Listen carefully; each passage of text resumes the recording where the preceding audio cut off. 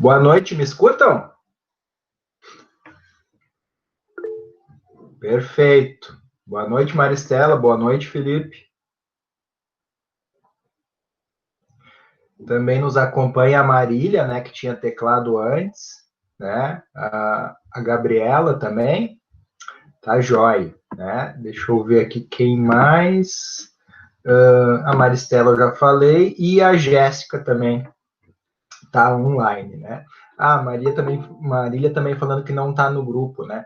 Eu tinha a impressão que nessa turma tinham criado um grupo de WhatsApp, mas posso estar enganado. Eu acho que foi na de processos de gestão da qualidade, então. Tranquilo, mas é para eventualmente avisar os colegas, né? Por mais que essa aula já estava prevista ali no aula, acho que desde o dia 4, se eu não estou enganado, do dia 4 de junho, porque nós tivemos semana passada aquele feriado do dia 11, né? Mas ainda assim o pessoal.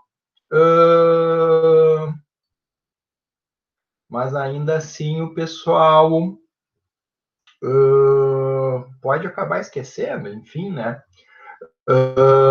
Eu vi aqui agora a Marília comentando, perguntando se só o dela que está sem som. Vocês me escutam o restante? Porque aqui aparece a vibração aqui do meu microfone. Perfeito, Eduardo. No caso, então, Marília, provavelmente seja no teu micro aí. Será que tu não está plugada com fone de ouvido? Porque às vezes o fone de ouvido, como ele ocupa ali, principalmente no notebook ou no netbook, ocupa a mesma entrada ali no caso do som, né? Às vezes tu coloca o microfone, né, e fica sem som. Pode ser isso. Sim?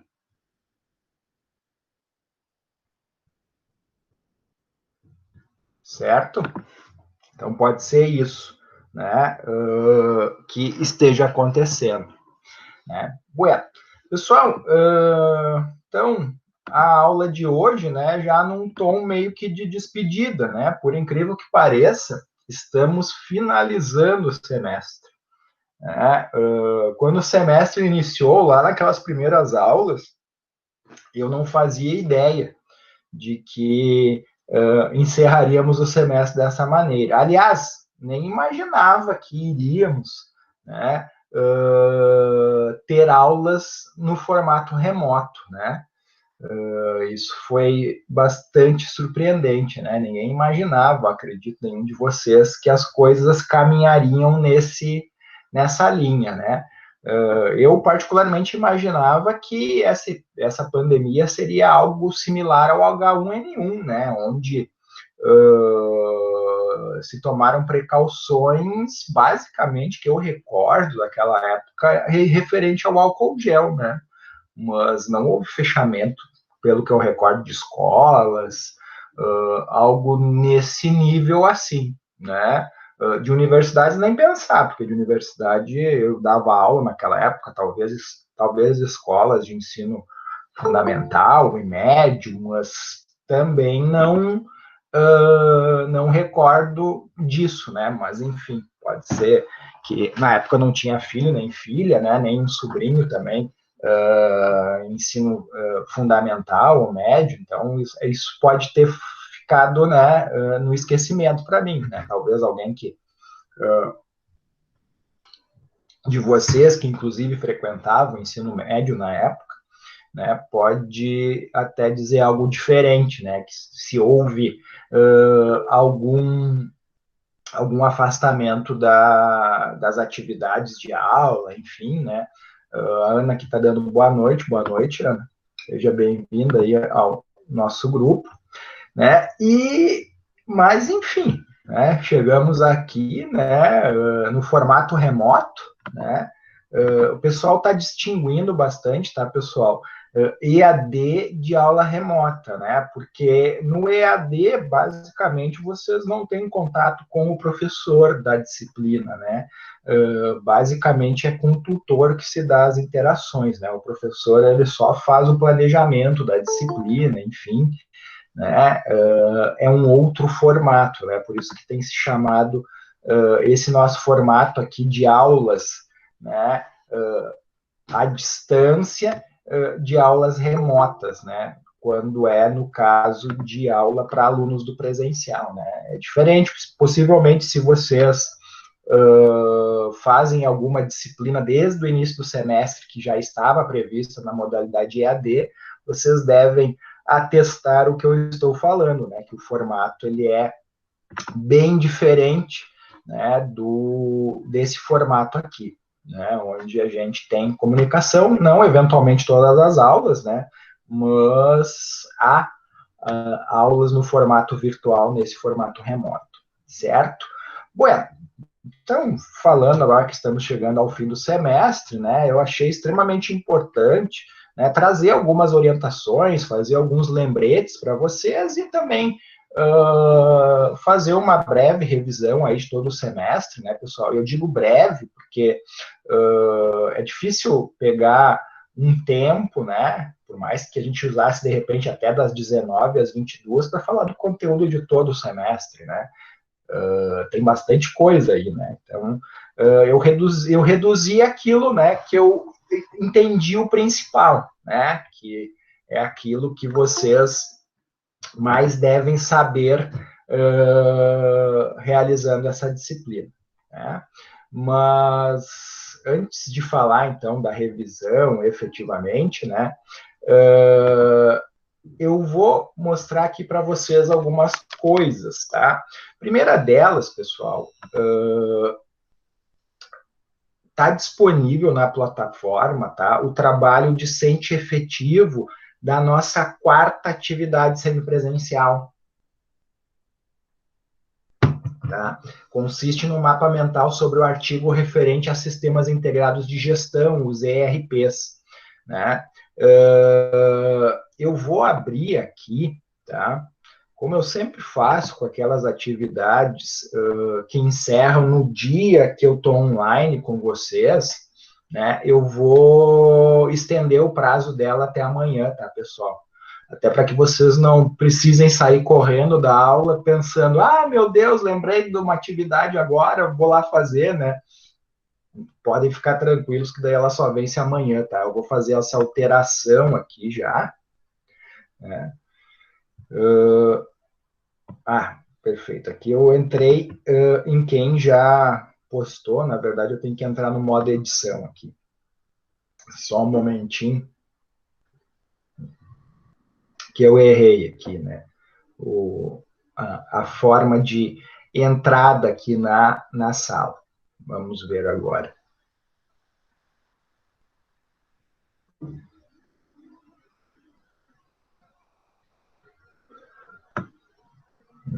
Tá. Eu tenho que entrar aqui no modo de edição.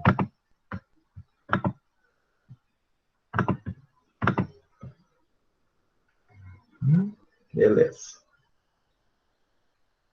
Que aí abre aqui para mim, né, pessoal, o período de encerramento da atividade, tá? Eu até vou dar um prazinho a mais, tá, pessoal? Não vou corrigir agora, eu vou botar até o dia 21, tá? Para oferecer a possibilidade de mais alunos terminarem essa tarefa, tá? Porque eu estou um pouquinho preocupado com a questão das presenças, né? E nós já vamos falar sobre isso, né? Pode ser que a minha preocupação seja infundada, né? Vocês já vão entender o porquê.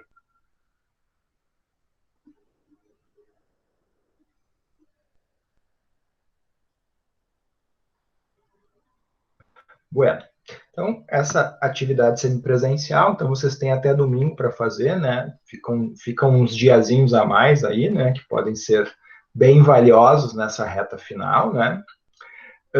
A aula de hoje, né, pessoal? Então, já está disponível o link aqui, né? O link onde vocês acessaram, né? E estão me assistindo agora nesse momento, né? Depois de finalizada a aula, né? Ela está sendo gravada, então eu vou disponibilizar o link da gravação, né? Então, eventualmente, aqueles alunos que não puderam participar conosco hoje, né? De forma online, podem assistir depois de forma online né, tranquilamente também, né, e até mesmo vocês, né, se quiserem retomar alguma questão da aula, também podem assistir depois, tá? A única ressalva que eu faço, né, é que, em geral, né, eu salvo a aula, né, a gravação é feita automática, né, e aí eu baixo ela para o meu computador e depois faço o upload para o YouTube, tá? Então isso demora um pouco, tá? Então geralmente lá para o final da noite que eu consigo realmente disponibilizar ela no YouTube, tá? Então, e já aconteceu alguns casos da aula ficar tão extensa, né? Ou eu ter que fazer algum tipo de edição nela, que eu só consegui postar no outro dia, tá? Mas na pior das hipóteses, até amanhã à tarde já vai estar disponível a versão gravada, então, dessa aula, tá? Depois, pessoal, se vocês quiserem abrir já aí, tá? Tem esse arquivo aqui, o ATC, né, que é o aporte teórico do conhecimento, um mapa mental de revisão de conteúdo, né, que foi o formato que eu elaborei, né, para trabalhar essa revisão com vocês hoje, certo? E, por fim, né, pessoal, as questões de revisão, né, que valem a presença na aula de hoje, né? Essas questões de revisão, tá, pessoal, são 10 questões, tá? Estão disponíveis para vocês realizarem até o dia 25, tá? E já são uma forma de vocês revisarem o conteúdo. Ah, Igor, a gente pode estudar só pela revisão? Não, tá? Precisam dar uma olhada em geral, né? Também, né, pessoal, vou ser bem honesto com vocês, né? Como vocês vão fazer a prova de forma online nas suas próprias residências, né? De certa forma, ou fazer a prova vai ser uma forma também de revisar o conteúdo, né? Então, o conteúdo da prova é o conteúdo do semestre todo, né? Não apenas da revisão. A revisão só dá um norte um pouco naqueles pontos que eu considero mais importante e também, né, eu cumpro com o regimento institucional de que hoje toda atividade tem que ter um trabalho discente efetivo, né? Por isso eu coloquei, então, essas questões de revisão. Não coloquei muitas também para não sobrecarregá-los, né? Deixei em 10, né? Para facilitar aí um pouquinho a vida de vocês também, né? Ou pelo menos não complicar a vida, né? Vocês vão pensar, facilitar se não tivesse questões, né? Mas enfim. Bueno. Pessoal, e aqui nós temos uma situação meio estranha, tá? Vocês devem estranhar, tá? Vejam que vocês têm a prova, né? Que vai ser liberada a partir da quinta-feira que vem, dia 25, e, ao mesmo tempo, vocês têm a quinta atividade semipresencial, tá, pessoal? Essa quinta atividade semipresencial, ela está prevista no plano de ensino, tá? Se vocês irem lá no primeiro item, né, do nosso roteiro aqui de aprendizagem, o primeiro item é o plano de ensino, plano de aprendizagem, melhor dizendo, né? Plano de ensino é a nomenclatura antiga, tá? E vocês vão ver lá que a prova, né, ela estava prevista para o dia 3, tá? E a semipresencial para o dia 27. Só que, em virtude de nós não termos retomado a presencialidade, né, a UBRA nos orientou, né, orientou os professores para que disponibilizassem a avaliação semestral, né, ou ainda a G2 para aquelas disciplinas de currículo antigo, com uma semana de antecedência em relação ao que estava previsto no calendário. Ou seja, né, no caso, se a nossa prova estava prevista, então, para o dia 3, né, eu libero ela uma semana antes e fecho, então, a prova na data que estava previsto, né, a realização dela, tá? Não sei se todos os professores vão seguir, né, porque é uma orientação, não é uma ordem, né, por assim dizer. Então, eventualmente, vocês terão professores que talvez não sigam esse cronograma, mas uma coisa que ficou muito clara, assim, é que eles eles não queriam que nós disponibilizássemos, tipo, uma prova no dia 3 de julho, no caso, né, com um período das 19 até as 22 para a realização do aluno. Por vários motivos, né? O principal deles é que, de fato, né, pessoal, aconteceu em alguns momentos nesse semestre de a plataforma estar desconectada, né? Vocês não conseguirem acessar, nem eu mesmo consegui acessar. Não foram tantas ocasiões assim, mas pode acontecer. E especialmente podem acontecer quando há excesso de acessos, né? Muita gente acessando ao mesmo tempo, né? Que inclusive acontece com, por exemplo, no site da Receita Federal. Se você deixar para o último dia para fazer a sua declaração de imposto de renda, meu amigo, com certeza você vai penar, né? Porque é muita gente acessando no mesmo momento, né? E se todo mundo, né? Se todo mundo deixar só naquele período, naquela semana e naquelas 3 horas para o aluno desenvolver, né? A quantidade de acessos num único momento gera uma probabilidade bem maior nesses picos de acesso de a plataforma cair, né? Do que se mais distribuído, né, os acessos. De certa maneira, agora eu lembrei, né, lembra a questão do achatamento da curva, né, em relação à pandemia do coronavírus, né, se entende que o ideal é que nós não venhamos a atingir um pico, né, muito rapidamente, né, onde a infraestrutura hospitalar não dê conta. Né? Basicamente, né, a ideia aqui é essa, né, que os acessos para a realização das provas eles sejam melhor distribuídos e não todos ao mesmo tempo. Né? Foi a melhor forma, acho que eu encontrei de explicar para vocês essa questão dos acessos aí. Certo? Então, vocês têm, efetivamente, né, a partir do dia 25, a prova disponível, né, para realização, então, até o dia 3. Tá? Tanto que eu coloquei aqui, né, 3/7, último prazo para postagem da AS, né, da avaliação semestral, e feedback sobre as presenças. Pessoal, aqui um item bem importante, tá? O que acontece? A cada aula, né, nós temos um trabalho discente efetivo, que é o que rege a questão da presença de vocês, certo? O fato de vocês terem realizado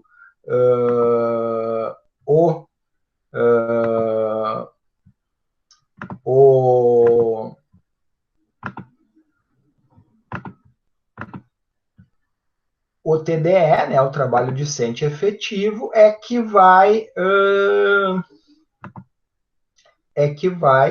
né, dar as presenças para vocês, né? Eu queria chamar a atenção numa coisa, né, pessoal, que eu tô aqui achando que estou apresentando a tela do meu computador para vocês e ninguém é capaz de me avisar que eu não estava. Alguém tinha se ligado nisso e ficou com vergonha de corrigir? O que foi? Deixa eu ver. Aqui, a Marília disse, o senhor não está aparecendo na sua tela. Então, a Marília tinha comentado aqui, às 7h19, eu que não tinha visto, tá? Então, retomando assim, rapidinho, então, né? Vocês estão vendo aqui a tela, então, do meu computador, né? Então, aquilo que eu falei para vocês antes, tem a semipresencial, que era até hoje, eu liberei até domingo para vocês desenvolverem, né, o item 19 ali, né, depois o item 20, a aula de hoje, né, inclusive com as questões aqui valendo presença e o material para vocês acompanharem aqui comigo a aula de revisão de hoje, né, e aqui a situação estranha que eu comentei com vocês, dia 25 inicia a prova, né, e vocês têm até aqui o dia 3 para realizá-la, né? Mas nesse meio período aqui, vocês têm essa quinta atividade semipresencial. tá? Justamente porque se vocês olharem lá no plano de ensino, tá? Essa quinta atividade semipresencial, ela está prevista para esse dia, sim, né? Só que, como eu falei para vocês, né, a prova seria no dia 3, mas em virtude aí dessa pandemia, né, e pela questão do achatamento aí da curva de acessos no mesmo período, né, nós vamos manter a prova aberta desde o dia 25, né, até o dia 3 de julho, tá? E nesse meio tempo tem essa quinta atividade semipresencial, que, entre aspas, é nesse meio tempo, tá? Ela está aqui por uma questão de seguir a ordem cronológica prevista, tá, pessoal? Mas, na realidade, ela vai vencer só no dia 5 de julho, tá? Então, se vocês quiserem, não quero me preocupar com isso, vou fazer todas as provas primeiro, e aí depois vou ver isso, beleza, tá? Mas também há a possibilidade daqueles que quiserem adiantar, né? Eu já deixei ela liberada aqui, então quem quiser pode fazê-la também, tranquilamente. Né? Ela fica com esse período relativamente mais extenso, né? Praticamente 15 dias aqui, né? Do dia 18 até o dia 5 de julho, então. 18 de junho até o dia 5 de julho disponível. Né? Nesse dia 3 aqui, pessoal, eu vou disponibilizar a lista dos alunos que têm os 75% de presença, tá? Subentende-se, então, que os alunos que não vão estar na lista não têm os 75, tá? O que eu vou fazer? Aí eu vou avisar aqueles, né, mandar mensagem para aqueles que não têm as presenças e o quanto precisam de desenvolver de atividades para ter os 75% mínimo de presença. Né? Ontem, alguns de vocês são meus alunos em administração de marketing, né? Eu comentei isso, né, que por um acaso, né, as universidades, né, elas têm autonomia para estabelecer a nota mínima para aprovação do aluno, mas elas não têm autonomia para estabelecer o número de presenças que o aluno tem que ter. Os 75% é o que até hoje ainda vale, né? Não saiu nada de portaria do Ministério da Educação alterando isso. Né? A única coisa que nós temos de diferente, né, é que agora o Ministério da Educação aprovou uma portaria que permite que um curso presencial seja 60% presencial e 40% à distância. Só para vocês terem uma ideia, antes essa relação tinha que ser 80-20. Um curso, para ser considerado presencial, ele tinha que ter 80% de atividades presenciais e 20% à distância. Agora já está bem mais próxima essa relação, 60-40. Né? Basicamente, né, pessoal, posso adiantar para vocês que daqui a talvez 10, 15 anos, né, todos os cursos já estejam, né, com no mínimo 60%, com no máximo 60% das suas atividades presenciais e os 40% à distância, né, que era o que mais ou menos se imaginava, né, que em um dado momento ia se chegar à conclusão que a melhor modalidade seria um híbrido entre presencial e à distância. Né. Mas, enfim, isso é uma outra discussão, mas mesmo assim, né, mesmo o curso sendo à distância, se exige instrumentos de presencialidade, né, ou seja, que se controle o tempo que o aluno está logado na plataforma, né, ou que se controle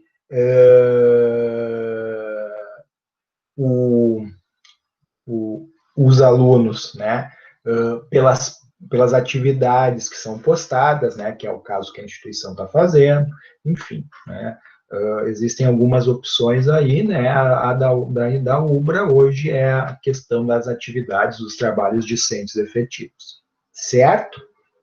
Pessoal, alguma dúvida sobre essas datas, sobre a avaliação semestral? Eu vi aqui que alguns aqui comentaram, né, algumas coisas aqui. A Grace, né, agora está apresentando, né, o Leandro também é a mesma coisa, né, a Gabriela faz um questionamento. Professor, algum conteúdo da semipresencial, teorias motivacionais, irá compor a prova? Não, Gabriela, não. Como é uma atividade que ficou para mais adiante, eu particularmente não a incluí, tá? Não incluí as teorias motivacionais. Mas ler o conteúdo, né, é extremamente importante, né? Possivelmente vocês até vejam um pouco disso nas disciplinas de gestão de pessoas também, né? Mas, ao mesmo tempo, também a atividade semipresencial, né, realizar ela para garantir presença, depende dessa leitura de vocês. Então, recomendo, né, mas de fato, né, se, por exemplo, você já tem todas as presenças mínimas, né, a presença mínima, né, tranquilo. A Marília perguntando como será a avaliação da prova, né? Online, se vai ser dissertativa ou optativa. Na verdade, acho que tu quis dizer dissertativa ou objetiva, né? Na verdade, vai ser um misto, tá? Isso não mudou, na verdade, desde o dia que eu apresentei o plano de ensino para vocês, tá? Eu disse para vocês que a prova ia ser com 8 questões objetivas e 2 discursivas, né? E ela vai seguir nesse formato mesmo na plataforma à distância, tá? Eu vou fazer 8 questões objetivas e 2 discursivas, né? Vão ser 10 questões à prova, né? Pois provavelmente, né? As 2 questões discursivas valendo 1 ponto cada uma e as objetivas meio ponto, né? É mais ou menos essa ideia, porque 8 objetivas vezes meio ponto vai dar 4 pontos, mais 2 discursivas valendo 1 ponto cada, vão fechar mais 2 pontos, fecham 6 pontos da avaliação semestral, né, que vocês têm. Alguma outra pergunta, pessoal? Tranquilo?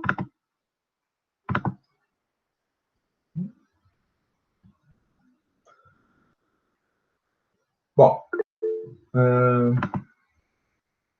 vai ter mais de um dia para fazer ou começou a fazer a prova e tem que terminar no mesmo dia? Marília, se eu não estou enganado, tá? Vocês conseguem salvar a prova antes de enviar, tá? Vocês, na verdade, assim, pessoal, a prova, por assim dizer, tá? Até vou entrar aqui no aula. Ela é uma atividade, basicamente, como outras aqui, tá? Eu vou mostrar um tipo de questão que seria, tá? Vai ser, na verdade, tá? A prova vai ser esse item aqui que o sistema aula, né? A plataforma aula chama de questionário, tá? Então, vocês vão entrar ali e responder as questões. Eu não tenho certeza se vocês conseguem salvar antes de enviar, tá? Porque o meu login dá um acesso diferente, né? Eu já acesso aqui para a questão da correção, né? Mas se alguém me permitir, a gente até pode tirar a dúvida. Posso usar o a Maristela diz, sim, pode clicar em continuar depois, e o Leandro complementou, sim, ele vai salvando, tá? Vai ser nesse formato aí a prova, tá, pessoal? Então, vocês, de fato, podem começar, de repente, vou começar a fazer todas as provas, o que eu já sei. Aí tu vai lá, responde aquelas que tu sabe, né? E pode depois clicar em continuar depois, que ele vai salvando, né? Então, vocês não perdem o que vocês já fizeram. Né? É uma possibilidade, né? De fazer, então, nesse formato assim. Certo? Mais alguém, pessoal? Alguma outra questão? Tudo tranquilo?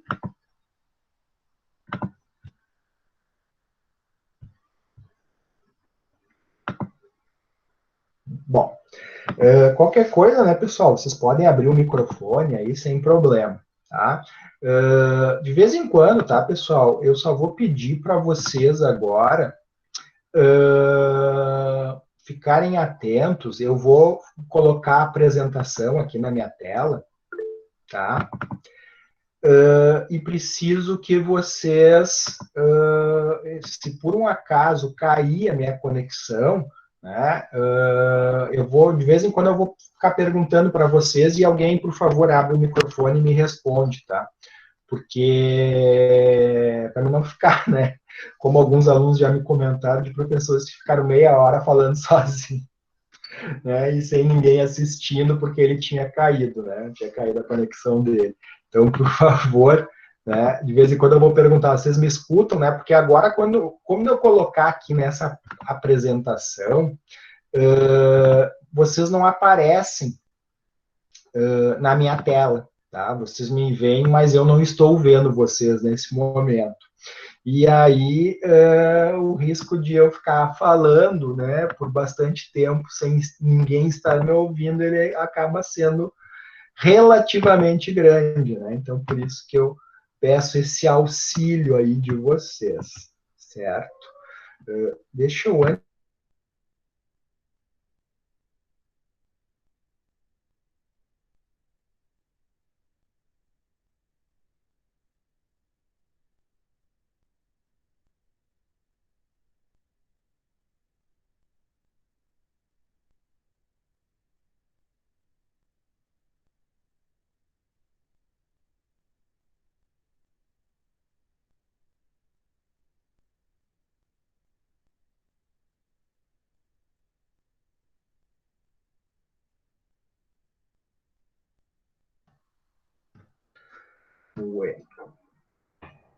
Então, pessoal,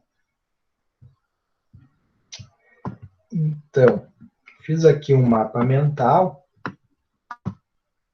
né, dos modelos aplicados à gestão, que é a nossa disciplina, né? E o primeiro conteúdo que nós vimos lá no segundo dia de aula, para ser mais exato, porque no primeiro foi a apresentação do plano de ensino, a apresentação do professor e a apresentação de vocês, né? Então, o primeiro conteúdo, né, ele advém da abordagem neoclássica, né, da escola que a gente chama de escola da administração por objetivos, né, que tem como principal inspirador, né, o Peter Drucker, né, lá nos anos 50, tá, para ser mais exato, no ano de 1954, ele escreveu um livro intitulado Princípios de Administração, né, e aí ele trabalhava muito essa questão de que as empresas só existiam, né, em função dos objetivos que elas iam se propondo ao longo do tempo. Né, que o objetivo, vamos dizer assim, novos objetivos, assim como os sonhos, né, na nossa vida acabam sendo um combustível, né, para nós seguirmos sempre adiante. Né? Então, objetivos para a empresa são fundamentais, né, para ela não cair naquela zona de conforto, né, e tudo mais que a gente comenta em geral no mundo da administração e da gestão. Nessa abordagem neoclássica, e mais particularmente na escola da administração por objetivos, né, as coisas começam a se deslocar um pouquinho. Porque se vocês lembram lá da Teoria Geral da Administração 1, né, ou seja lá o nome que a disciplina teve quando vocês a cursaram, se a cursaram, né, porque eu acho que os tecnólogos já ingressam direto nessa disciplina de modelos aplicados à gestão, nós temos uma transposição daquela preocupação com o meio para os fins, né? Daí vocês vão me perguntar, como assim do meio para os fins, né? É porque se vocês parem para analisar a teoria, a abordagem clássica da administração, né, lá com a escola da administração científica do Taylor, ela se preocupava com a produção em si, né, a ênfase, né, daquela escola era com os meios de produção, né, como fazer mais e melhor, como produzir mais. Já na era neoclássica, né, a gente já começa a se preocupar mais com a questão dos resultados em si. Né? Também há um deslocamento da preocupação do como para que fazer, né, qual a finalidade, e também o deslocamento um pouco da questão da eficiência para a eficácia. Né? Se vocês bem lembram, né, eu até utilizei exemplo para diferenciar eficiência e eficácia, né? Eficácia está ligado com eu atingir os resultados que me são propostos, né? E a eficiência é a forma com que eu trabalho efetivamente, né? Eu posso ser eficiente e não ser eficaz, né? Eu posso até não utilizar todos os recursos que me são repassados, mas se eu não atingir o objetivo, o objetivo eu não fui eficaz. Né? Claro que a eficiência é um ótimo caminho para ser eficaz, né? Mas daqui a pouco não dá para exagerar nela, né? Se ela me fizer perder tempo demais e eu não conseguir atingir os objetivos. Mas, claro que, né, pessoal, também tem que se olhar aqui o quanto a pessoa é eficaz e daqui a pouco ela não é eficiente, né? Não adianta, de repente, eu atingi os resultados, mas, por exemplo, eu gastei rios de dinheiro com divulgação que não estavam previstos e acabou com o meu lucro. Né? Eu atingi a meta de vendas, mas, em compensação, né, zerei a minha margem de lucro, né? Então aí eu não fui eficiente, né? E isso prejudica bastante o resultado. Bueno, obviamente que essas ideias do Peter Drucker, né, alimentaram também diversos outros autores, né? Entre eles o Igor Anzoff, né? Que era o chamado pai do planejamento e da gestão estratégica, né? Por que planejamento e estratégia e gestão estratégica, né?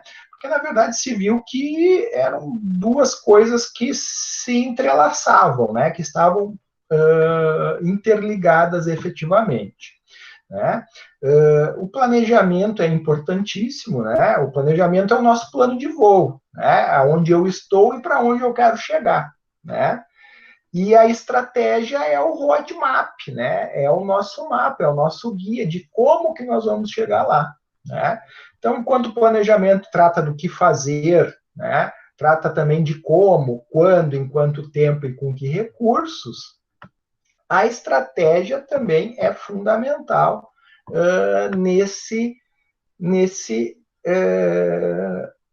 inteirinho, uma vez que complementa, né, a questão do planejamento em si.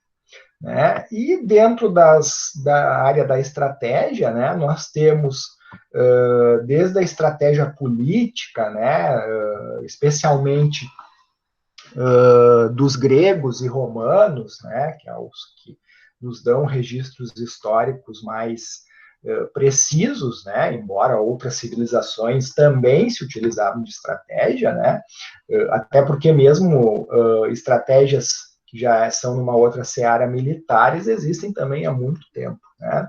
Ainda na política, um grande pensador aqui é o Nicolau Maquiavel, né, que até hoje, né, as pessoas ainda têm costume de falar, você está sendo maquiavélico, né, como entre aspas, a pessoa estivesse sendo malvada, mas exatamente isso meio que se distorceu ao longo do tempo, não é bem assim. Mas, enfim, a estratégia se vê no âmbito político, no âmbito militar e também, né, no âmbito econômico, né, com as estratégias econômicas, né? Muito se fala hoje, né, em liberalismo, socialismo, né, no país, porque são duas formas, né, dois caminhos para que eu gerencie minha economia, né? Na vertente capitalista, lá com a obra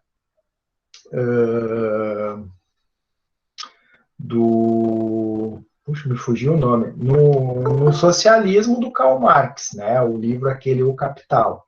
Né? E no Capitalismo, a Riqueza das Nações, do Adam Smith. Né? Já outros defensores aí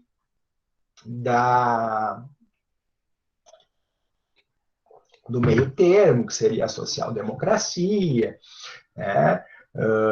Ou social-liberalismo, né? Tem aí uma série de outros desmembramentos, né? Mas só para nós nos darmos conta, né? Que tem estratégia aí em vários âmbitos, né? Não somente na empresarial, que inclusive foi a última a aparecer, né? Primeiramente, se falava em estratégia nesses âmbitos, né? Até que a estratégia também chegou nas organizações, né?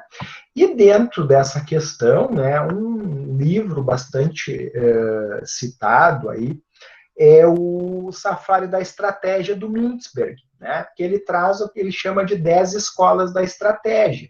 E aí, para vocês verem como está tão interligada a questão das escolas, como está tão interligada a estratégia com o planejamento, que uma das escolas da estratégia se chama Escola do Planejamento. Por isso que eu fiz esse link lá, puxei lá para cima, né? Justamente para recordar de comentar isso com vocês, né? Importante dizer que a estratégia ela precisa ser desdobrada, né, nos diversos níveis da organização. Não adianta a direção estabelecer uma diretriz estratégica e essa não ser seguida nos demais âmbitos da gestão, né? E aí nós vimos ainda, né, nas aulas presenciais, ou isso já foi à distância, acho que ainda foi presencial, né, que nós temos duas maneiras de desdobrar a estratégia. Uma que é o gerenciamento pelas diretrizes, né, oriundo lá do Hoshin Kanri, dos japoneses, né, da gestão da qualidade, né, onde são estabelecidas diretrizes pela diretoria. Essas diretrizes viram objetivos para a gerência, né, que por sua vez, né, a partir do momento que traçou esses objetivos, isso é convertido em metas para a área operacional da empresa, né? Já o Balance Scorecard, o BSC, né, ele trabalha com mapa estratégico, né, que vocês até tiveram que desenvolver em aula 1, né, trabalhando essas 4 perspectivas: a financeira, a de aprendizagem e crescimento, a dos clientes e a dos processos internos, né? Cabe ainda destacar, né, pessoal, que toda empresa, né, tem planejamento e tem estratégia, né? Mesmo que essa estratégia e esse planejamento esteja só na cabeça do gestor. Né? Por isso que a gente diz que a estratégia ela pode ser formal, né? O planejamento e a estratégia podem ser formalizados ou não, né? Podem ser informais também, está na cabeça do gestor. Mas aí o importante é que essa estratégia seja formalizada para ser do conhecimento de todos, né? Porque se acontece alguma coisa com o dono da empresa, ninguém sabe mais tocar o barco ou para onde ir, né? Vocês querem ver um exemplo, pessoal? Muitas vezes aquela pessoa, né, o gestor do negócio, especialmente no pequeno negócio, né, ele até não sabe que se utiliza de estratégia, né, mas no momento que ele estabelece que o principal diferencial do produto dele é a qualidade, né, do produto em si ou do serviço que ele está prestando, ele está trabalhando de forma estratégica, né? Ele está estabelecendo o caminho que ele vai chegar até o cliente dele, né? Então, todo mundo, de uma forma ou outra, mais ou menos completa, né, planeja e gere a sua empresa, né, de forma estratégica, certo? Pessoal, eu vou já adentrar no outro assunto, mas primeiro eu tenho que liberar o pessoal que está querendo entrar na sala, né? Toda vez que dá esse tundum é alguém querendo entrar e eu tenho que autorizar, né? Se vocês entram pelo e-mail Ubra, eu consigo ingressar normalmente, né? Mas se vocês acessam por e-mail particular, um Gmail, né? Aí eu tenho que ficar autorizando. Beleza. Estou vendo aqui vários comentários. Vamos ver. Ah, tá. Vamos ver o que eu não tinha lido. Alguém falou sem voz, disse que agora voltou, então foi rápido, né? Um somatório. Depois aqui sobre as notas, né? É um somatório, a P1 mais a P2 mais a S, se fechar 7 com as 3 notas passa, se não fechar 7 tem que fazer a F valendo 10. Isso mesmo, é exatamente isso, Maristela. A única ressalva que eu faço disso, né, é que mesmo quem tirou 7 pode fazer a F, tá? Se quiser melhorar a nota, né? E se por um acaso tirar menos, a F não substitui a nota anterior, né? Então, vale a maior nota, né? Então, se possibilita que vocês façam dessa maneira. E aqui, exatamente como a Gabriela comentou, a avaliação parcial 1 vale 1,5, a avaliação parcial 2 vale 2,5, e a avaliação semestral 6 pontos. Isso vai gerar o total de 10 pontos, que é a tua pontuação no semestre. Exatamente isso. Perfeito. Obrigado aqui as colegas que já resolveram também a dúvida da outra colega, certo? Bueno, voltando então lá para o nosso mapa mental, né? Falei então agora da abordagem neoclássica. Agora nós vamos falar da abordagem estruturalista, pessoal.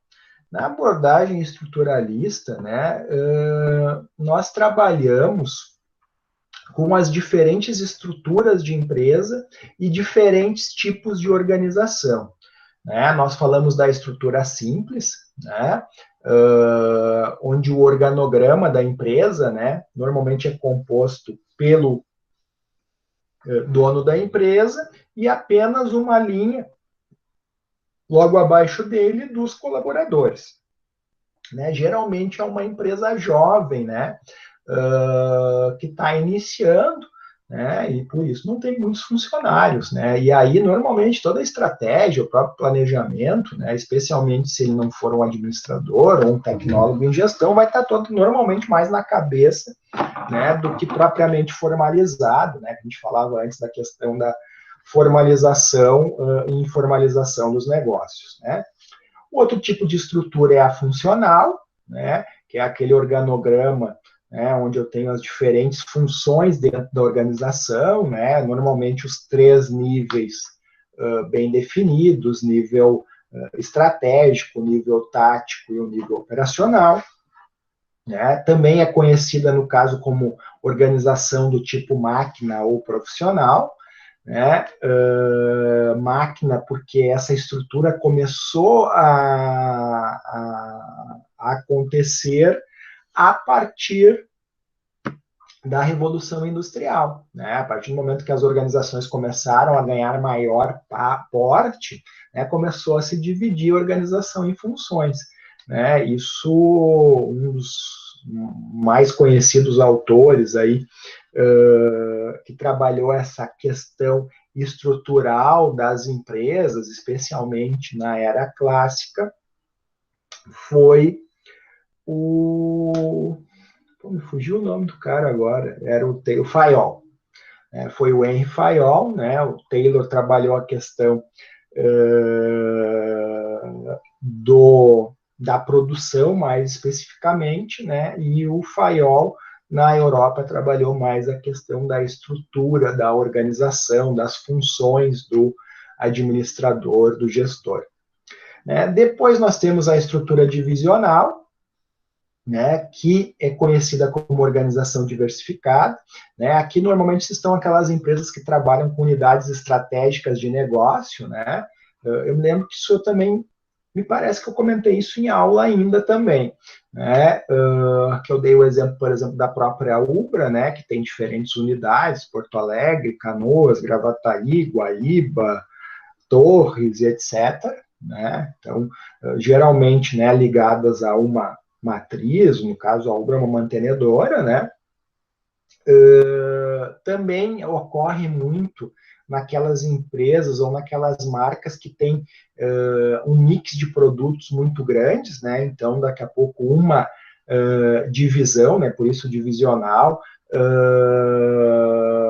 cuida, por exemplo, das pastas de dente, outra dos sabonetes, né? Eu estou citando essa, por exemplo, que eu estou citando o grupo Colgate-Palmolive, né, que trabalha com pasta de dente, shampoos, condicionadores, sabonetes, enfim, né, mais uma série de itens aí, se vocês forem olhar no rótulo atrás, vai estar lá Procter & Gamble.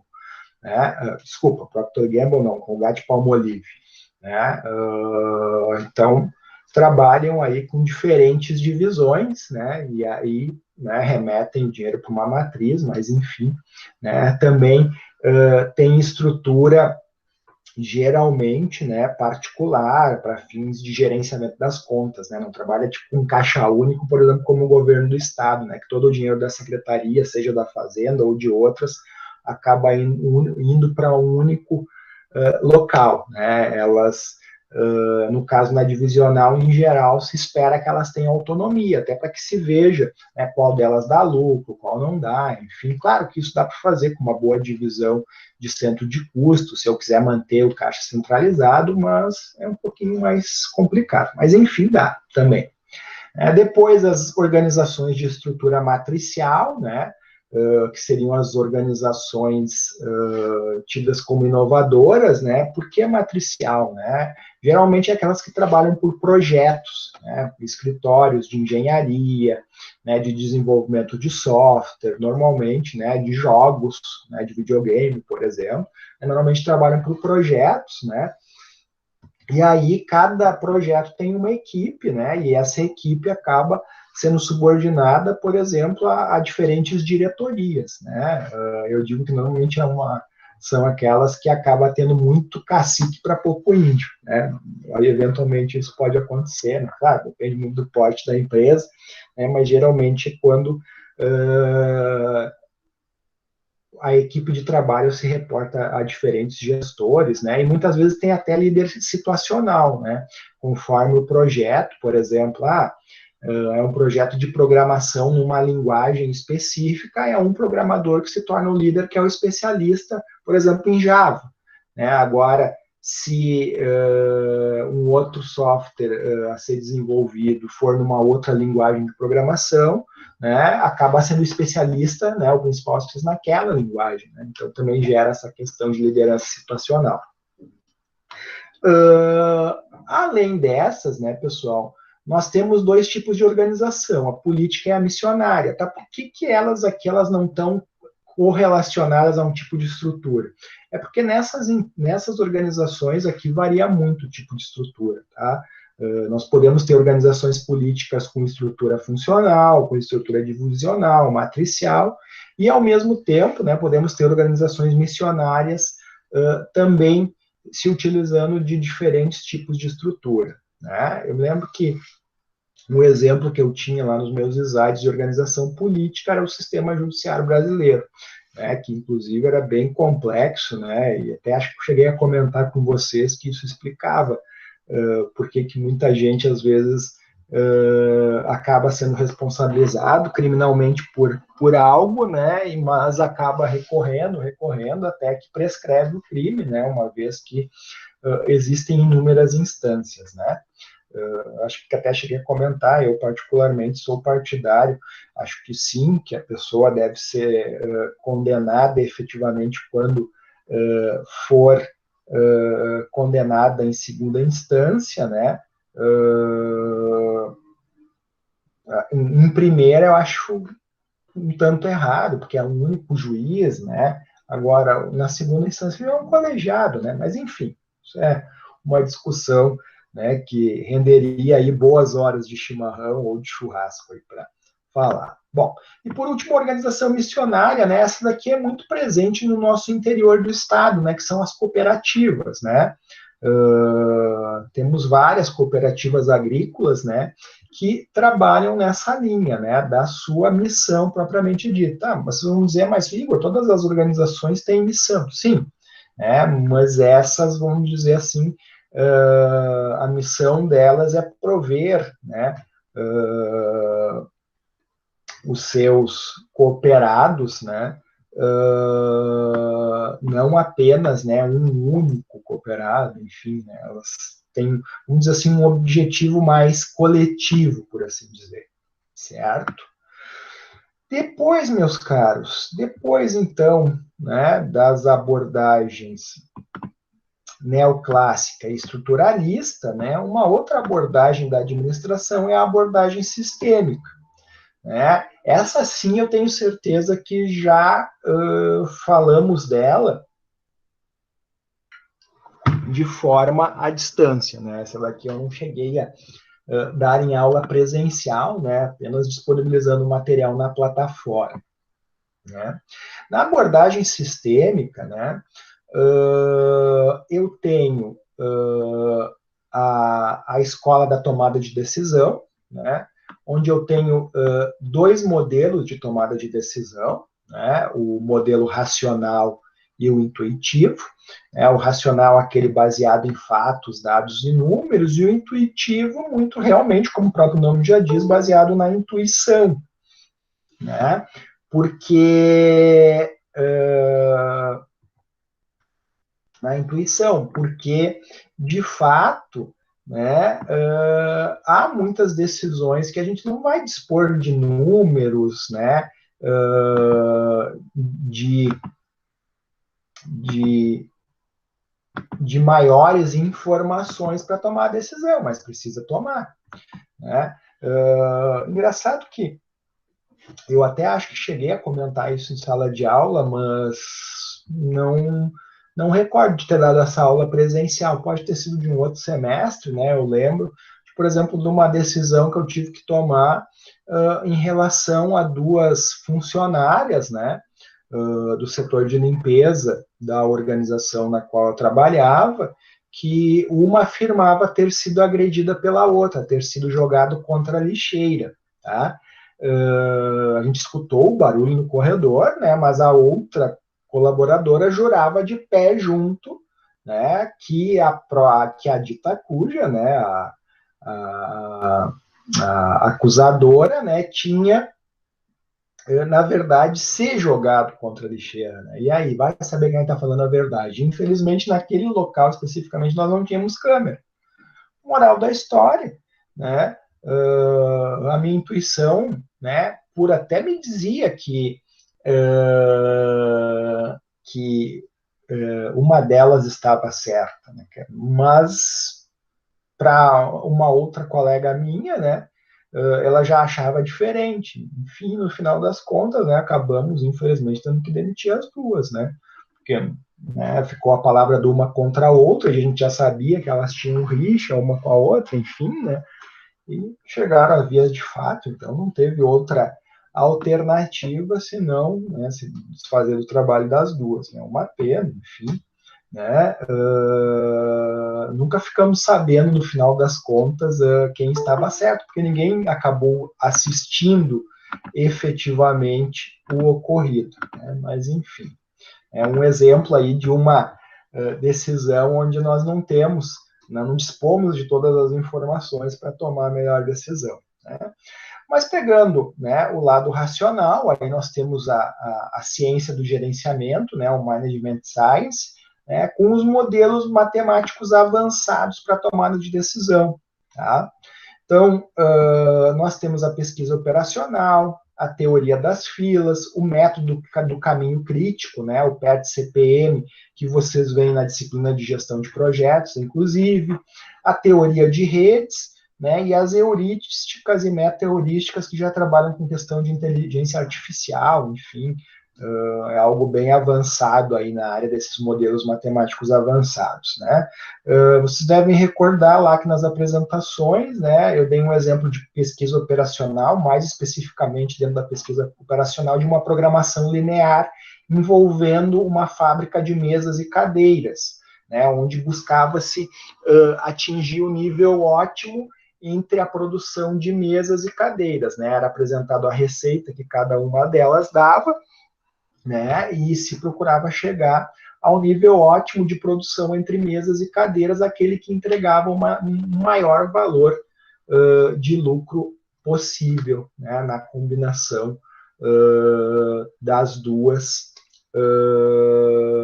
dos dois produtos. E o outro método caminho crítico, né, tinha um exemplo do caixeiro viajante, né, que é que nada mais é do que um problema clássico, né, onde eu tenho que buscar, né, o melhor roteiro de entregas, né, no meu percurso, né. A gente pode fazer isso empiricamente, né, talvez muitos façam entregas dessa forma, né? Mas aqueles que têm que, de repente, passam o dia inteiro fazendo entregas, né? Tem que traçar o roteiro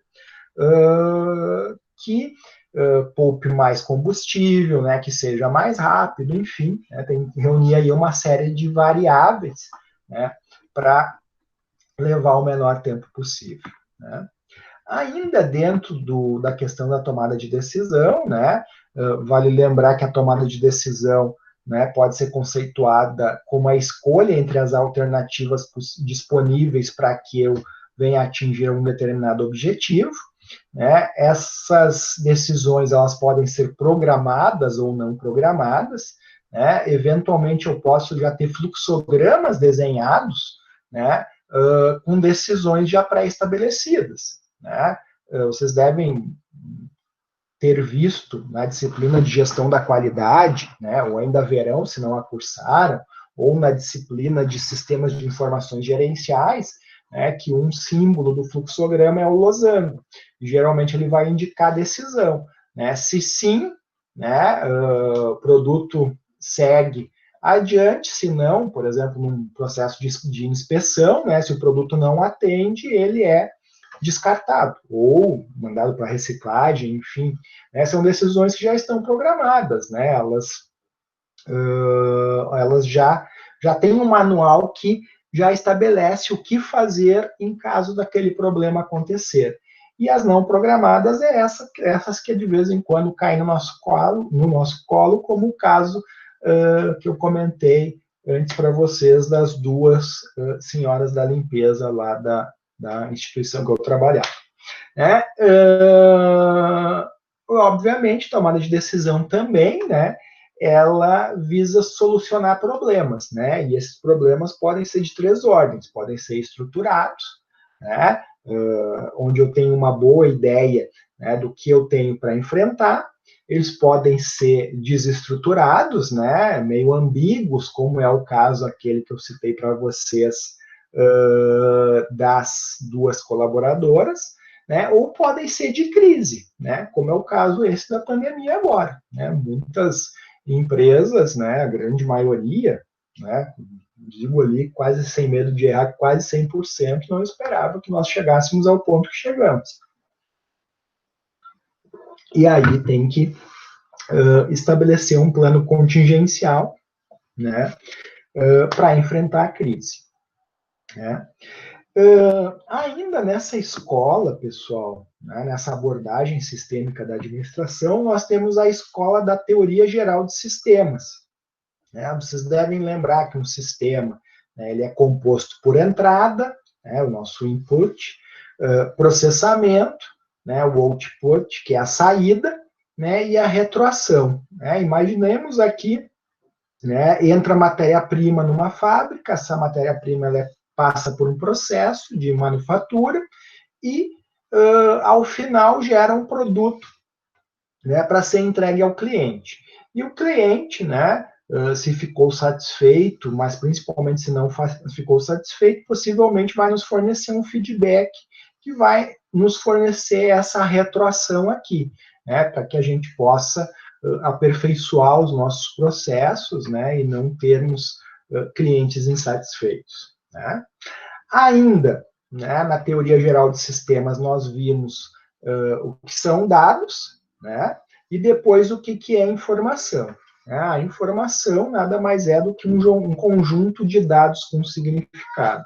Né? Já os dados, eles por si só não nos dizem nada. Se eu disser para vocês 20/11/1980, vocês sabem que é uma data, mas que data é essa? Tá. Claro que aqui já talvez fique a dica que é uma data importante para o professor, deve ser o aniversário dele, o aniversário da esposa, o aniversário da filha. Essas podem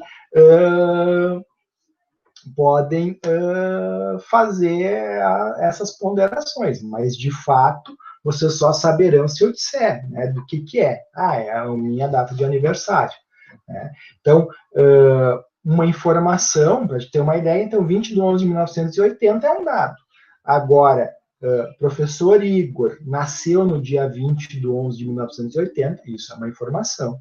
Né? Inclusive, eventualmente, com base nessa informação, daqui a pouco eu posso até oferecer produtos para ele, né, com base na ideia que eu tenho, né, de gostos de pessoas que nasceram nos anos 80. Por exemplo, eu vim para casa hoje escutando Erasure e New Order, né? Então, daqui a pouco, por ter nascido na década de 80, é mais fácil as empresas presumirem, né, que eu venha gostar desse tipo de música, né?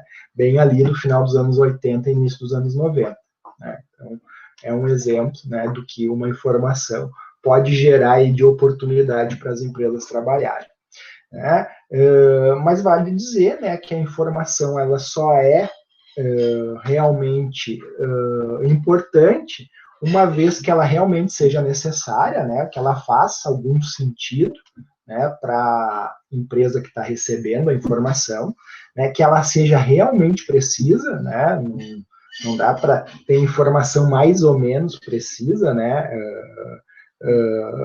vamos pensar em informações no controle de tráfego aéreo, por exemplo, né? Ela tem que ser, a informação tem que ser extremamente precisa, porque diferença mínima de tempo, né, que a informação é dada pode ocasionar um acidente aéreo, por exemplo, né? E tem que ser oportunas, né?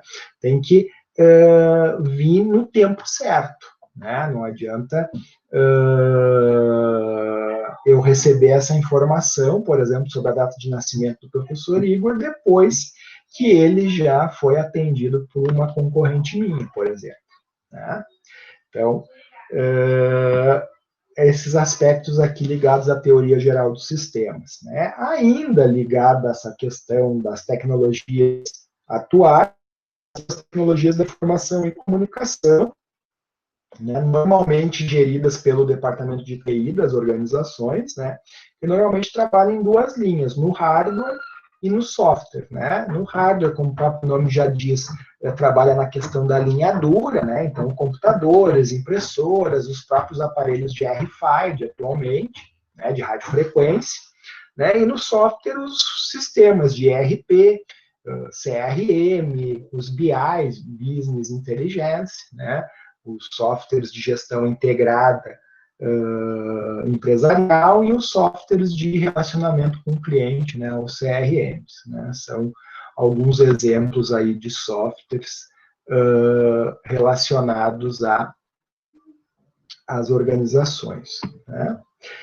Bueno, do outro lado aqui do meu mapa mental, né, nós temos a abordagem comportamental da administração, né, e nós vimos ela nas suas duas escolas, na teoria comportamental e na teoria do desenvolvimento organizacional, certo?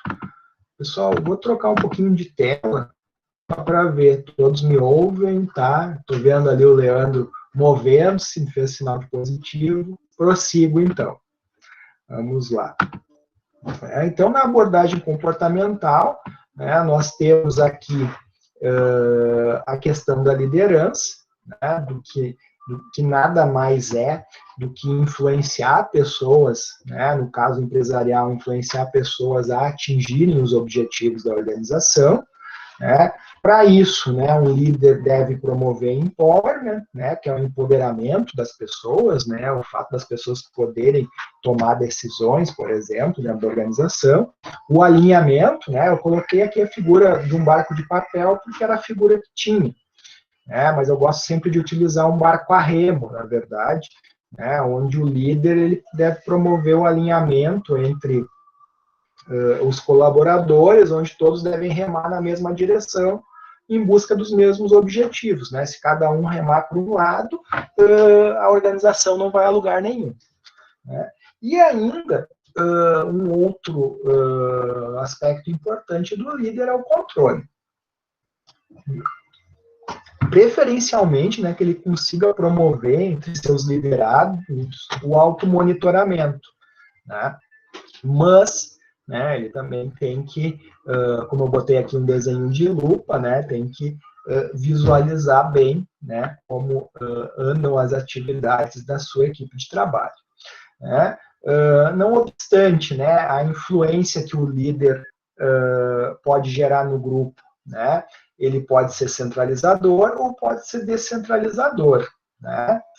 O que vai gerar níveis de participação das pessoas diferenciados, né? Desde o altamente autocrático, né? Onde o gestor ele não confere participação aos colaboradores, até o altamente democrático, aquele que toma a decisão baseado nas ideias que prevalecerem no grupo, né? Claro que isso, né, está muito interligado também com a questão do tempo que eu tenho para decidir, né? Muitas vezes, daqui a pouco, num ambiente de crise, né, que exige uma medida urgente, eu posso eventualmente ser autocrático ou altamente autocrático, porque a decisão precisa ser tomada no ato, né? Mas no geral, né, o ideal é que eu utilize da democracia, né?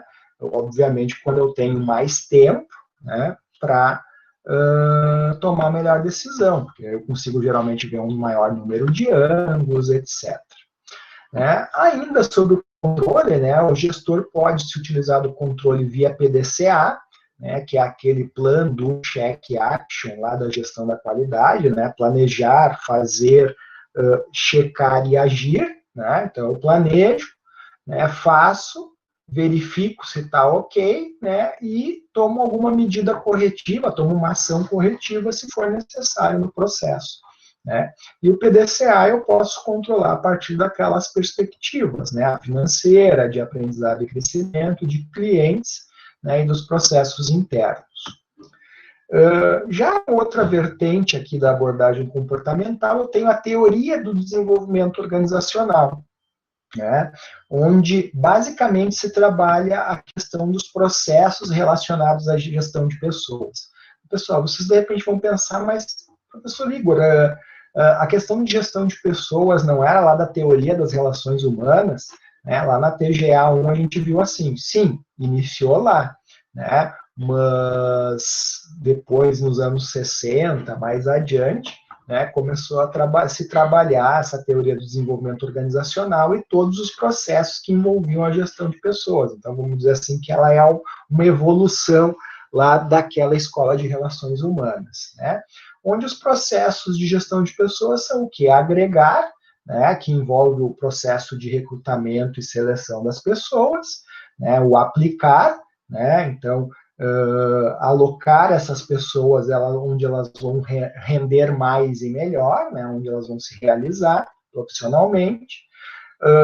Também trabalha o processo de recompensa, né, aqui desde o salário aos benefícios concedidos ao colaborador, inclusive prêmios, enfim, né, o desenvolvimento desses colaboradores, a partir de treinamento, capacitação, a questão de manter esses colaboradores, né, não perdê-los para concorrência ou para outras organizações, principalmente aqueles que fazem a diferença, e o monitoramento, né, que também é algo indispensável, né, a avaliação de desempenho, né, é uma prática muito comum no processo de monitoramento, certo? E por fim, meus caros, as novas abordagens, né, que envolvem especialmente a mudança e a inovação nas organizações, né? A implementação da mudança ela não é um processo fácil, né? As pessoas tendem a resistir à mudança, né? Eu chamo isso de efeito Gabriela, né? Muitas vezes as pessoas, né, acabam não querendo mudar, né? Eu chamo de efeito Gabriela porque a musiquinha da Gabriela dizia assim: eu nasci assim, eu fui sempre assim, Gabriela, né? Nasceu assim, foi sempre assim, tipo, não vai mudar, né? Então eu chamo de efeito Gabriela, né? E aqui nós temos os passos para procurar trabalhar, né, para termos o menor nível de resistência possível, tá? E aqui eu digo o menor nível de resistência possível, porque de fato alguma sempre vai existir, né? Então, o primeiro passo é a comunicação, né? É comunicar o que vai ser mudado e por quê, né, pessoal? As pessoas precisam compreender qual a vantagem que a organização vai ter em relação àquele processo que vai estar sendo mudado, ou o sistema, enfim, né? Essa mudança ela tem que ser negociada, né? Eventualmente alguns ajustes vão ter de ser feitos, né? A negociação, inclusive, se dá a fim de gerar comprometimento das pessoas com a mudança. Elas precisam ser educadas, elas precisam ser treinadas, né? Por exemplo, se eu vou implantar um sistema novo, de como fazer a operação, de como migrar os dados, enfim. E, em última instância, né, elas têm que ser coagidas, né, a partir da coerção, né, caso necessário. Né. Infelizmente, em geral, em um ou outro caso acaba sendo, né, mas é a última instância.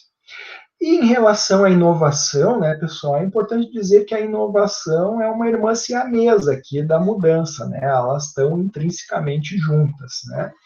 A inovação, eu posso ter uma inovação incremental, ou posso ter uma inovação radical, ou também conhecida como disruptiva.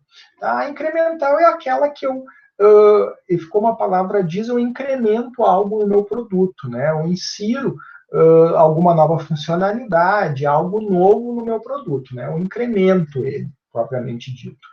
E a radical, a disruptiva, é quando eu invento algo totalmente novo, né? Que até então não existia, né? E, inclusive, isso me gera vantagem competitiva, porque até as pessoas copiarem o meu projeto, né, todo o meu trabalho, eu já larguei na frente. Né, eu sou o pioneiro. É por isso que a gente chama que a inovação radical disruptiva ela é a vantagem do atacante. Existe até um livro chamado A Estratégia do Oceano Azul, né, que ele é praticamente baseado nessa questão da inovação disruptiva, né, uma vez que, por exemplo, um dos exemplos que ele cita, né, embora o circo até esteja passando dificuldades atualmente, né, é o Circo de Soleil, né, que inovou ao fazer um circo sem um animal, né, que até então era algo impensado. Né, e aí ele fala de vários outros exemplos, né, de organizações, né, que surfaram num oceano azul, né, límpido e cristalino, né, com ondas seguras, né, por um bom tempo, já que foram pioneiras. Né? Então, o oceano azul é justamente isso, que cada empresa consiga encontrar ali o seu oceano azul, certo? Caros, dúvidas, questões, alguma coisa? Eu procurei fazer um resumo bem breve, né? Mas abordando todas as escolas aí que foram vistas ao longo dessa disciplina, para que vocês também rememorassem, né, esses conteúdos, já que alguns deles ficaram bem lá para trás, né? Antigamente com G1 e G2, não estou fazendo um parecer favorável a G1 e G2, tá? Entendo dessa forma, mas como existia, vamos dizer assim, essa quebra no meio do semestre, né? Talvez vocês acabassem estudando mais incisivamente em dois momentos, na G1 e na G2. Como a P1 e a P2 hoje são trabalhos, isso só vai acontecer agora, o que gera um acúmulo, talvez, de conteúdos maior. Né? Então, penso eu que fazer essa aula de revisão pudesse contribuir aí para reavivar a memória de vocês. Certo? Questões, meus caros, fiquem à vontade aí para teclar no chat, ou se alguém quiser abrir o microfone e fazer a pergunta de forma online, também fique bem à vontade.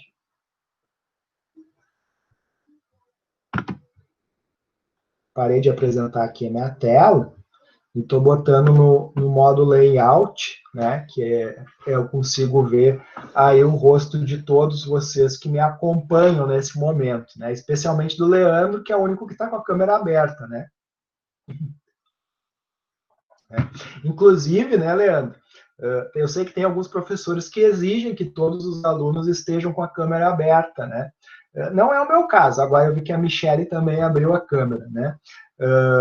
Porque eles pensam que pode acontecer do aluno não estar em frente ao computador, só estar com a Jade também abriu a câmera. Ô, professor. Oi, sim. Oi, eu cheguei um pouquinho atrasada e eu não acompanhei o início do meeting, tá? Eu não sei se tu chegou a passar que dia que vai ser a avaliação semestral e como que vai ser. Perfeito. Eu falei, tá, Michele, mas vai ficar gravado, mas de qualquer forma eu vou repetir, tá? Ah, A prova vai ser dia 25, deixa eu confirmar aqui, ou 24, agora fiquei na dúvida. 25, tá? A prova vai abrir 25 para vocês e vocês terão até o dia 3 de julho para fazer a prova. Tá? A prova vai ser online, na plataforma aula mesmo, 8 questões objetivas e 2 discursivas. Tá? 8 questões valendo meio ponto cada uma e 2 questões discursivas valendo 1 ponto cada uma. tá bom, obrigada. Tranquilo? De nada? Ninguém mais? Leandro, Jade, Marília, tudo tranquilo? Sim. Joia, joia, Jade. A Ana também colocou que sim, a Marília também. Então, meus caros, não era a forma que eu imaginava que terminaria o semestre, né? Quer dizer, vocês ainda têm a prova, enfim, por fazer, né? Mas a prova vai ficar disponível online, né? Então é o nosso último contato, pelo menos ao vivo, né? O Wesley postou ali que tudo tranquilo também. Então, deixo aí um fraterno abraço para vocês, né? A Larissa dizendo, professor, te adoro, obrigado. Fico bem contente de ler isso, né? E penso que dias melhores virão, eu espero, né, para todos nós, e que fiquem então todos com Deus, né? Seja qual Deus vocês têm crença, ou quem for ateu, enfim, né? Fica o carinho, né? E o abraço afetuoso aí, certo? Certo, Espero... obrigada, professor, para ti também. Tudo de Obrigado. bom. Obrigado. E espero nos vermos, né? Quem sabe semestre que vem pelos corredores da universidade. Acho que não no início do semestre, tá, pessoal? Eu vou ser muito honesto com vocês, eu acho que a gente não volta antes de setembro. Tenho para mim isso, tá? Ontem saiu, inclusive, uma portaria do Ministério da Educação autorizando as instituições a darem aulas nesse formato até o final do ano. Né? Eu fiquei na dúvida porque eu li em um local que era em relação às instituições federais, e depois eu li em outro que dava a entender que era em todas, né? Como a gente não está indo na universidade, né? Geralmente a gente fala com o pessoal da gestão para já ficar mais ligado, né? Mas como isso a gente não está indo, né? Acaba ficando um pouquinho mais alheio às informações, né? A coisa demora às vezes um pouquinho mais a chegar. Né? O Wesley falou que ficou fã de mapas mentais, usa para tudo agora, né? Que bom, né? E de fato acho que é uma boa ferramenta para fixar conteúdos realmente. Eu também, depois, quando eu conheci, eu também me encantei. Eu sou suspeito para dizer. Certo? Mas é isso, né, professor? Oi, Leandro. Eu não tinha falado, aí tu ficou conversando, eu não falei nada. Eu cheguei um pouco atrasado também, perdi um pouco do começo aí, mas eu vi que tá gravando, você vai disponibilizar isso aí depois lá no aula, né? E eu vou terminar esse semestre sem ter ido um dia da UBRA, porque eu estava em São Paulo, eu acabei perdendo umas 3, 4 semanas, né? De aula, então vou terminar o semestre, mas foi produtivo porque eu acho que tirou esse paradigma que eu tinha de assistir aula por videoconferência, né? Eu prefiro aula presencial, que eu acho que eu entendo, compreendo melhor, mas foi produtivo, com certeza. Que ótimo, Leandro. Eu ainda lembro de tu me mandando e-mail, professor. Estou chegando agora, como é que eu faço, né? Aí eu confesso que eu não me lembro da resposta naquele primeiro momento, mas acho que foi tipo assim, eu estou aguardando orientações também, vamos ver, né? Porque no início ficou meio nebuloso, né? E agora, né? Como é que vamos fazer? Mas no fim, acho que dá tudo certo, né? Eu retornei numa sexta-feira E na segunda-feira eu já ia na aula, né? E foi bem na segunda-feira que eles cancelaram todas as aulas. Eu ainda lembro bem, dia 16 de março. Dia 16 de março. Eu também eu estava no carro quando alguém me mandou uma mensagem, eu estava na sinaleira, e ali na sinaleira eu vi na tela do meu carro ali, né? Apareceu ali, eu conecto o Bluetooth, e aí apareceu ali já que as aulas foram canceladas. Deu o quê? Como assim, né? E aí depois a coisa avançou. Mas joia, meus caros. Então, um fraterno abraço a todos aí e fiquem todos aí com Deus. Grande abraço. Boa noite. Boa noite, professor.